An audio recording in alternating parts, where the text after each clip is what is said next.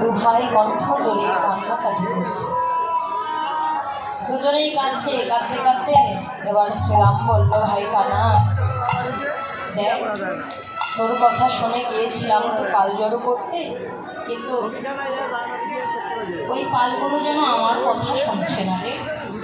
তোর ধেনু তো তোর বদনে বাসি দিয়ে একবার তুই ডেকে নে, তুই একবার তাদেরকে ডেকে ঘরে ফিরে যাবো চল।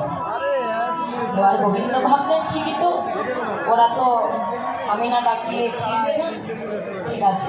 নিজেই গোবিন্দ নিজেরই চাঁদ বদনে মোহন মুরলী দিয়ে সকল ধেনুগুলোকে নাম ধরে ধরে ডেকে ডেকে এবার ফিরাতে লাগলেন।